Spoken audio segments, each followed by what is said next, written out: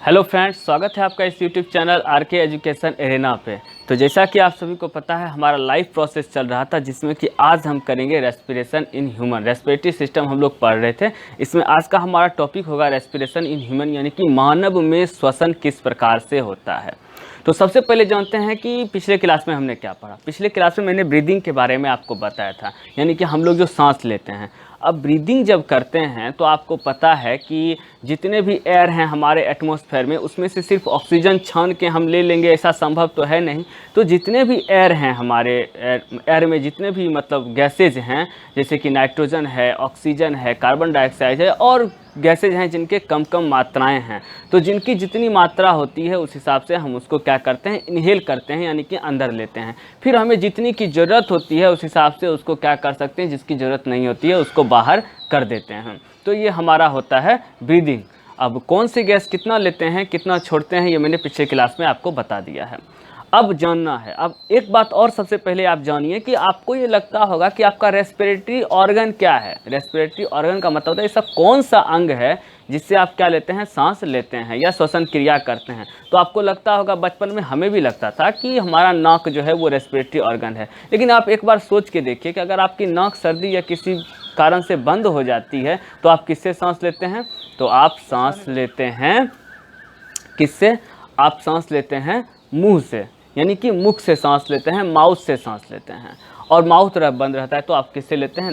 नाक से लेते हैं। तो ये दोनों हमारे रेस्पिरेटरी ऑर्गन नहीं है। हमारा रेस्पिरेटरी ऑर्गन है फेफड़ा। क्या है? लंग्स है हमारा रेस्पिरेटरी ऑर्गन। तो हमारे शरीर में जो रेस्पिरेटरी ऑर्गन्स हैं उन किन किन के द्वारा हमारा श्वसन प्रक्रिया कंप्लीट होती है, हमारा रेस्पिरेशन कंप्लीट होता है, उसको हम देखेंगे। तो इसके कुछ ऑर्गन्स हैं और कुछ देखिए। सबसे पहला हमारा है श्वसन मार्ग, जिसे हम कि रेस्पिरेटरी ट्रैक्ट कहते हैं। उसके बाद आता है हमारा नासा छिद्र, जिसे कि हम नेर्स कहते हैं। नासा कपाट, जिसे कि हम नासा वाल्व कहते हैं। ग्रसनी, जिसे कि हम फेरिंग्स कहते हैं। स्वर तंत्र, जिसे हम लैरिंग्स कहते हैं। और श्वास नली, जिसे हम ट्रैकिया कहते हैं। वायु कोष्ठक, जो कि एल्वेलॉई है। ठीक है, अब इनके बारे में धीरे धीरे से हम पढ़ते हैं, एक एक करके जानते हैं। सबसे पहले ये जानते हैं कि श्वसन मार्ग क्या होता है, यानी कि रेस्पिरेटरी ट्रैक्ट क्या होता है। तो श्वसन मार्ग ऐसा मार्ग होता है जिससे हमारे शरीर में ऑक्सीजन या अन्य गैस जो है, या कह सकते हैं एयर, अंदर जाता है। इस मार्ग को कहते हैं श्वसन मार्ग कहते हैं। ठीक है, दूसरा आता है नासा छिद्र यानी नर्स। अब ये नासा छिद्र यानी कि नर्स क्या होता है? ये नासा छिद्र हमारे ये नाक के जो दो होल्स होते हैं, दो छिद्र होते हैं, इन्हें हम नासा छिद्र कहते हैं। होता क्या है कि जब इन होल्स के द्वारा हमारा एयर अंदर जाता है तो इन होल्स में छोटे छोटे बाल होते हैं। आप देखे होंगे कि छोटे छोटे बाल होते हैं। अब वो बाल क्यों होते हैं तो उसको जानिए। वो बाल होते हैं कि एयर के साथ जो पॉल्यूटेड धूल कण या गंदगी हमारे नाक के द्वारा अंदर जाने वाली होती है, उनको ये क्या करते हैं, रोकते हैं। उनको क्या करते हैं, ये रोक लेते हैं और अपने में वहाँ से जितना हो सकता है प्योर मात्रा में एयर को क्या करते हैं, अंदर भेजते हैं। तो नर्स क्या होता है आपको पता लग गया। उसके बाद आता है हमारा नासा कपाट। नासा कपाट क्या होता है? इसे नासा वाल्व कहते हैं। अब क्या हुआ कि जो प्योर एयर, जिससे गंदगी हमारे बाल ने क्या किया, छान लिया, उसके बाद जो एयर बचता है उसको अंदर जाते हैं। तो ऐसा तो संभव नहीं है कि सारी की सारी गंदगियां जो है वो हमारे बाल ने रिमूव कर दिया वहाँ से, नहीं, तो कुछ गंदगियां उसमें भी होती हैं। तो नासा कपाट हमारा ये होता है, इसको देखिए, ये हमारा होता है नासा कपाट। और यहाँ से जब फिर एयर अंदर जाती है तो यहाँ पे एक लिक्विड पाया जाता है, गम टाइप का, गोंद टाइप का, जिसे हम कहते हैं लिक्विड पाया जाता है, जिसे हम कहते हैं म्यूकस। क्या कहते हैं? म्यूकस कहते हैं। ये म्यूकस क्या कहता है कि जब इसके थ्रू एयर अंदर जाता है ना, जब इसके थ्रू एयर अंदर जाता है तो बाकी गंदगियां अब जो एयर में है वो इस म्यूकस में क्या होती हैं, चिपक जाती हैं। इस म्यूकस में क्या होती हैं, चिपक जाती हैं। और उसके बाद जो हमारा प्योर एयर होता है वो चला जाता है कहाँ? फेरिंग्स में।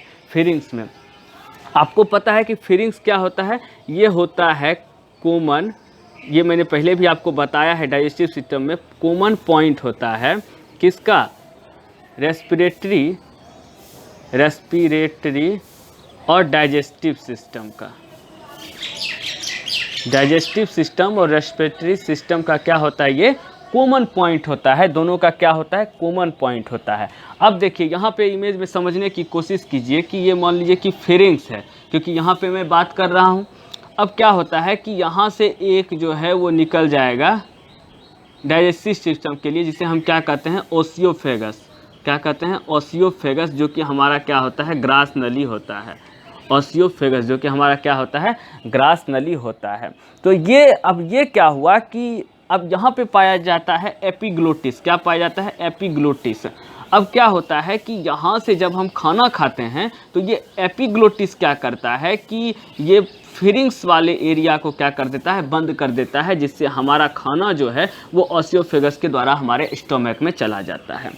अब जिस समय यह ओसियोफेगस के द्वारा स्टोमक में चला जाता है उस समय अगर हम बात करते हैं या हंसी मजाक करते हैं, कहा जाता है खाने के वक्त, तो क्या होता है कि ये भाग खुल जाता है, यानी कि फिरिंग्स वाला भाग खुल जाता है, एपिग्लोटिस यहाँ से हट जाता है। तो हमारा खाना कभी कभी क्या होता है ये फिरिंग्स यानी कि श्वास नली ट्रैकिया में आ जाता है। फिरिंग्स के द्वारा कहाँ जाता है श्वास नली ट्रैकिया में आ जाता है और वो खाना कहाँ चला जाता है हमारे श्वास नली में फंस जाता है या फेफड़ा में चला जाता है, जिससे हम सड़क जाते हैं, हमको हिचकियाँ आती हैं। ये सब काम इसी वजह से होता है। तो इसीलिए कहा जाता है कि खाना खाने के वक्त जो है वो क्या नहीं करना चाहिए, बातें नहीं करनी चाहिए, हंसी मजाक नहीं करना चाहिए। तो ये आपको पता लग गया कि कॉमन पॉइंट है फिरिंग्स और एपिग्लोटिस, जो कि वो द्वार होता है जिसको वो बंद करता है। तो आपको फिरिंग्स के बारे में पता लग गया। अब आते हैं हम लिरिंग्स, स्वर तंत्र। यहाँ पे होता है, ये एक वॉइस बॉक्स है, इसे क्या कहते हैं वॉइस बॉक्स। यहीं से हमारा क्या निकलता है आवाज़ निकलता है, जहाँ पे वोकल कोड होता है। क्या होता है वोकल कोड होता है, आपको पता है वाक तंतु, वहीं से क्या निकलता है हमारा आवाज़ निकलता है। तो ये हमारा वॉइस बॉक्स हुआ, जिसे हम लोग क्या कहते हैं लेरिंग्स कहते हैं। क्या कहते हैं हम लोग लेरिंग्स कहते हैं, वॉइस बॉक्स को क्या कहते हैं लेरिंग्स कहते हैं। अब आते हैं ये नली जो है पूरा, ये नली जो पूरा है इसे क्या कहते हैं हम लोग ट्रैकिया कहते हैं। क्या कहते हैं ट्रैकिया, ट्रैकिया यानी कि श्वास नली।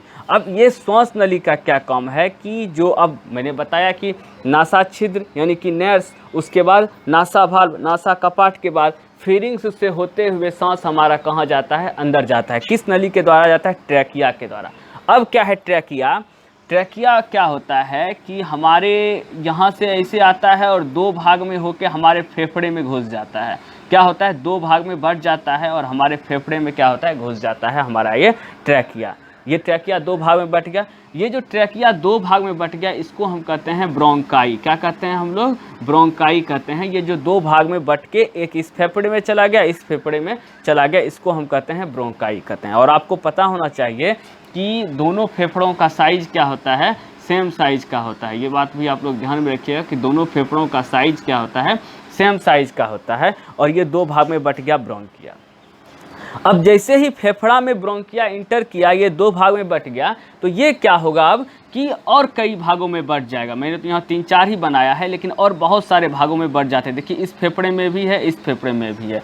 अब ये जो कई भागों में बट गया जो कि मैंने दिखाया है दोनों फेफड़ों में, इसे क्या कहते हैं, इसे कहते हैं ब्रोंक्यूलस। इसे क्या कहते हैं ब्रोंक्यूलस। ध्यान रखिएगा, श्वास नली ट्रैकिया आई और हमारे फेफड़े में दो भाग में बट गई। हमारे फेफड़े में दो भाग में बट गई तो उसको हम क्या कहते हैं ब्रोंकिया कहते हैं। और फिर वो फेफड़े में जाने के बाद और कई भागों में बढ़ जाती हैं, जिसको कहते हैं ब्रोंक्यूलस। क्या कहते हैं ब्रोंक्यूलस कहते हैं। अब ब्रोंक्यूलस के ऊपर आपने देखा होगा कि गुच्छे आकार का मैंने ये इमेज इस तरह का बनाया हुआ है, गुच्छे आकार का। ठीक है, गुच्छे के आकार का ये जो बनाया हुआ है इसे हम लोग क्या कहते हैं एल्वेलॉय कहते हैं। एल्वेलॉय, जिसे कि हिंदी में कहा जाता है वायु कोष्ठक। क्या कहा जाता है वायु कोष्ठक। Structural and functional unit of respiratory system. क्या कहा जाता है इसे स्ट्रक्चर और फंक्शनल यूनिट रेस्पिरेटरी सिस्टम का, यानी कि क्रियात्मक और रचनात्मक इकाई। स्ट्रक्चर और functional unit of respiratory system, ये एल्वेलॉय, ये बहुत इंपॉर्टेंट है। कैसे? अब ये एल्वेलॉय, एक बात और जानिए, एल्वेलॉय जो होते हैं हमारे लंग्स में 10⁻9 मिलियंस एल्वेलॉय होते हैं हमारे लंग्स पे। कितने होते हैं? 10⁻9 मिलियंस एल्वेलॉय हमारे लंग्स में होते हैं। अब ये वायु कोष्ठक जो एल्वेलॉय है, इसका काम क्या करता है कि ये जो हवा हमारे अंदर आती है, हमारे फेफड़े में जाती है, वो इसी में स्टोर होता है। ये सारा एयर जो है यानी कि ऑक्सीजन हो या अन्य भी गैसें हैं वो कहाँ होती हैं, इसी में स्टोर होती हैं। हमारा ऑक्सीजन किस में स्टोर होती हैं, इस एल्वेलॉय में स्टोर होती हैं। अब क्या करेगा कि अब किसका काम आ गया, तो अब काम आ गया हमारे ब्लड का। अब हमारा ब्लड क्या करेगा, अब हमारा ब्लड क्या करेगा कि ब्लड आएगा और ब्लड में क्या है, हीमोग्लोबिन है। ब्लड में क्या है, आप लोग जानते हैं हीमोग्लोबिन है। और हीमोग्लोबिन का क्या काम होता है, हीमोग्लोबिन का काम होता है डिफ्यूजन का। हीमोग्लोबिन का काम होता है डिफ्यूजन। और डिफ्यूजन क्या प्रोसेस होता है, तो आप लोग जानते हैं कि डिफ्यूजन ही ऐसा प्रोसेस है जिससे गैसों का आदान प्रदान हमारे शरीर में होता है। डिफ्यूजन ही ऐसा प्रोसेस है जिससे गैसों का आदान प्रदान हमारे शरीर में होता है। तो ये जो डिफ्यूजन करता है, कैसे करता है डिफ्यूजन, डिफ्यूजन किस प्रक्रिया होती है कि गैसें जब गर्म होती हैं तो वो फैलती हैं, यानी कि मूव करती हैं, फ्लो करती हैं, तो वो क्या होती हैं, फ्लो होती हैं। ठीक है, तो डिफ्यूजन प्रोसेस के द्वारा। अब डिफ्यूजन ही हो गया, आपको पता लग गया डिफ्यूजन प्रोसेस। अब हीमोग्लोबिन क्या करेगा, ब्लड में उपस्थित हीमोग्लोबिन क्या करेगा कि इस एल्वेलॉय से क्या लेगा, ऑक्सीजन लेगा। अब हीमोग्लोबिन इस एल्वेलॉय से ऑक्सीजन लेगा और उस ऑक्सीजन को लेकर कहाँ जाएगा, शरीर के हर एक अंग में ऑक्सीजन को लेके जाएगा। कहाँ जाएगा, शरीर के हर एक अंग में ऑक्सीजन लेके जाएगा। और आपको पता है कि हमारा बॉडी जो है वो किससे बना हुआ है, टिश्यू से बना हुआ है। टिश्यू किससे बना हुआ है, सेल से बना हुआ है।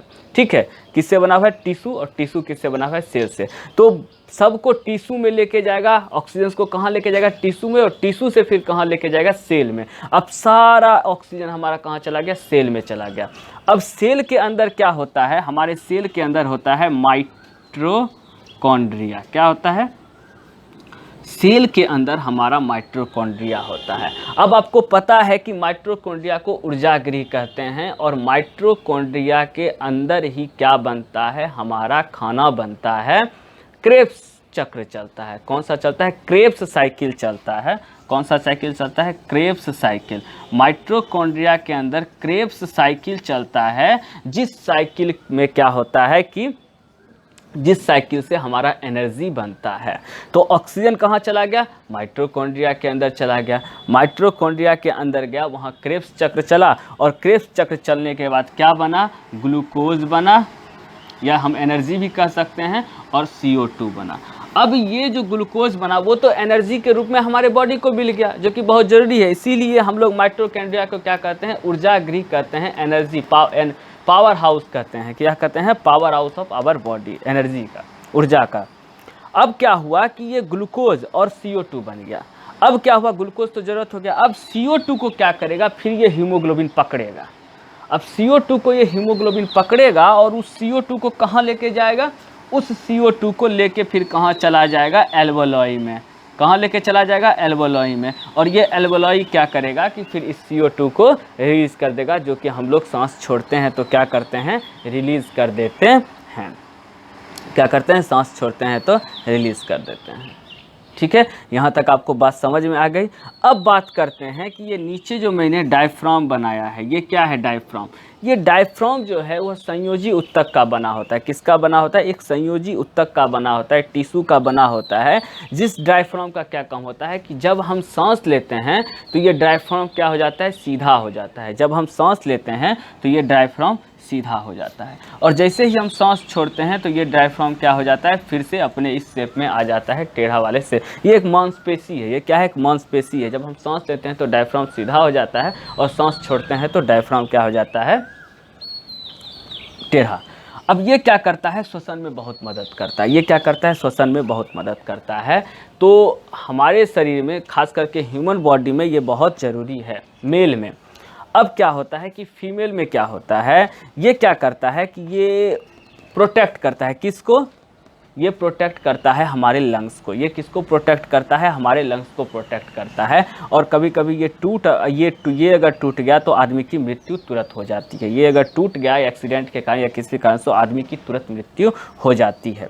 अब क्या होता है कि अब जो महिलाएं गर्भवती होती हैं उनके साथ क्या प्रॉब्लम होता है कि उनके जो बच्चे होते हैं, पेट बड़े होने के कारण वो डायफ्राम के पास जाके चिपक जाते हैं। तो अब डायफ्राम को जगह ही नहीं मिलता है कि वो सांस लेने में फैले और सिकुड़े, सांस लेने में फैले और सिकुड़े, यानी कि सीधा और टेढ़ा हुए। तो उस समय ये वर्क कौन करता है, तो ये वर्क करता है फेफड़ा में इस तरह से लगा हुआ रहता है, फेफड़ा में, दोनों फेफड़ा में इस तरह से लगा होता है। इसे हम लोग क्या कहते हैं, इसे हम लोग कहते हैं रिप केज। क्या कहते हैं, रिप केज कहते हैं, जिसे हम कहते हैं पसली। क्या कहते हैं हम लोग, पसली कहते हैं, जिसे जो हड्डियां यहाँ पे हमारी होती है ना, पसली, इसको कहते हैं रिप केज। तो यही काम प्रोटेक्ट करता है, किसको, लंग्स को प्रोटेक्ट लंग्स को प्रोटेक्ट करने का भी काम करता है। ये क्या करता है, लंग्स को प्रोटेक्ट करने का काम करता है। और महिलाओं में उस समय जब वो गर्भवती होती हैं तो यही काम करता है। आप देख सकते हैं हमारा लंग्स कुछ इसी तरह का होता है, आप इमेज वगैरह देखिएगा। तो अब क्या हुआ कि ये प्रोसेस फिर से एक बार देख लेते हैं तेज़ी से, कि सांस हमने लिया नासा छिद्र से, नासा का पार्ट, वहाँ म्यूकस है जो कि क्या कर रहा है, गंदगी को कलेक्ट कर रहा है और फ्रेश एयर को अंदर भेज रहा है। अब श्वास नली नीचे आई और दो भाग में बच गई ट्रेकिया, कौन, ब्रोंकिया में बट गई। और ये ब्रोंकिया क्या हुआ, और कई भाग में बट गई, जिसे ब्रोंक्यूलस कहते हैं। ब्रोंक्यूलस के ऊपर क्या होता है, एल्वेओलाई होता है। उस एल्वेओलाई में क्या होता है, एयर, जितने भी एयर ऑक्सीजन जाते हैं उसी एल्वेओलाई में जाते हैं। एल्वेओलाई से जो हमारा ब्लड में उपस्थित हीमोग्लोबिन है वो क्या करेगा, हीमोग्लोबिन ऑक्सीजन को लेगा और हमारे शरीर के हर एक सेल में पहुंचाएगा। और हमारा सेल में क्या है, सेल के अंदर माइटोकॉन्ड्रिया, जिसे कि हम power house of the cell कहते हैं। अब power house of the cell कहते हैं तो वो क्या करता है, क्रेब्स चक्र चलाता है और एनर्जी बनाता है, यानी कि ग्लूकोज बनाता है, प्लस में CO2 बनाता है। अब जो वो CO2 रिलीज करता है, फिर ब्लड का क्या काम है कि वो CO2 लेके जाता है और एल्वेओलाई को दे देता है, और एल्वेओलाई फिर क्या करता है, एल्वेओलाई से होते हुए ट्रैकिया के होते हुए बाहर निकल जाता है। तो इस तरह से हमारा होता है रेस्पिरेटरी सिस्टम। सारा कुछ आपको, सारे पॉइंट्स आपको उम्मीद है कि समझ में आ गया होगा। और आपको मैंने ये भी बता दिया कि ये एल्वेओलाई जो होता है हमारे लंग्स में 10⁻9 मिलियन होता है, ठीक है, सेम साइज़ के होते हैं दोनों। और ये, हाँ, एक चीज़ मैंने नहीं बताई आपको, यहाँ पे देखिए इमेज में, कि ये जो फेफड़ा बनाया है इसके ऊपर से मैंने एक लेयर बनाया हुआ है। एक ये जो फेफड़ा बनाया हुआ है इसके ऊपर से एक मैंने लेयर बनाया हुआ है, जिसे कहते हैं प्लोरा मेम्ब्रेन। क्या कहते हैं, प्लोरा मेम्ब्रेन। ये लंग्स के ऊपर होती है दोहरी झिल्ली। क्या होती है, ये दोहरी झिल्ली होती है। अगर हमारे लंग्स पे किसी भी प्रकार का कोई वायरस इफेक्ट करता है तो वो वायरस इसी को इफेक्ट करता है, ये प्लोरा मेम्ब्रेन को। ये भी बात आपको समझ में आ गई उम्मीद है।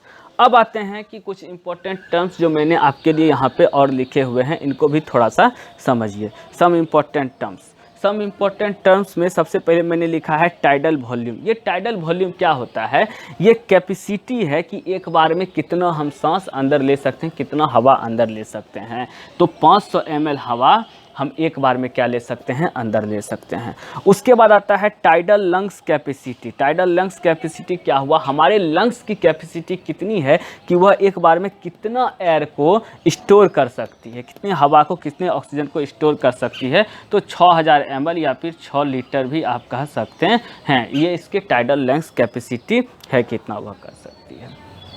कुछ और पॉइंट्स को जानते हैं। अब आपको पता है कि एक स्वस्थ मनुष्य जो होता है वह एक मिनट में कितनी बार सांस लेता है, तो 16 से 18 या 20, कहीं कहीं ये भी 20 भी लिखा होता है, तो 16 से 18 या 20 बार सांस लेता है। और जब मनुष्य सोया हुआ रहता है, यानी कि स्लीपिंग कंडीशन में रहता है, तो यही चीज़ 12 से 14 बार हो जाती है। और बेबी यानी कि बच्चों में, यानी कि बॉर्न बेबी वगैरह जो बच्चे होते हैं उसमें यही चीज़ होता है, 20 से 25 टाइम्स होता है। कितना होता है, 20 से 25 टाइम्स होता है। तो आपको पता लग गया कि हम जब सांस लेते हैं तो एक मिनट में 16 से 18 बार सांस लेते हैं, जब सोए रहते हैं तो 12 से 14 बार। और एक बेबी जो होता है, यानी कि छोटा बच्चा जो होता है 2-3-4 साल का, वो मतलब जन्मा हुआ बच्चा 1-2 साल का, वो क्या करता है, 20 से 25 बार सांस लेता है।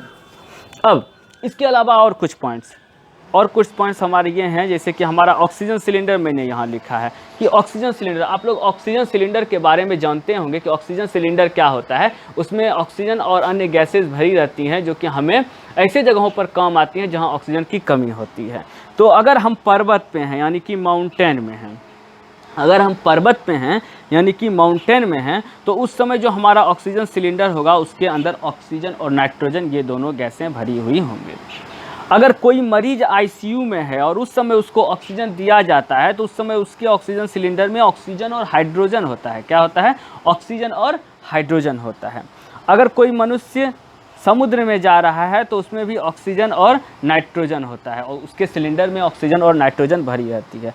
अगर वह समुद्र में या कहीं भी गहराई में 300 फीट से ज़्यादा गहराई में जा रहा है, 300 फीट से ज़्यादा गहराई में जा रहा है, तो उसके सिलेंडर में ऑक्सीजन के साथ साथ हीलियम गैस भरी हुई होती है। तो ये कुछ एक्स्ट्रा पॉइंट्स थे, और ये जो हमारा था रेस्पिरेटरी सिस्टम, उम्मीद है कि आपको समझ में आ गया होगा कि डायफ्राम का क्या काम है, लंग्स क्या है, ब्रोंकिया क्या है, ब्रोंक्यूलस क्या है, एल्वेओली क्या है, ट्रैकिया क्या है, फिरिंक्स क्या है। तो उम्मीद है कि आपको यह सेशन पसंद आया होगा। अगर ये सेशन पसंद आए और वीडियो अच्छा लगे तो लाइक कीजिए, शेयर कीजिए, सब्सक्राइब कीजिए। Thank you very much.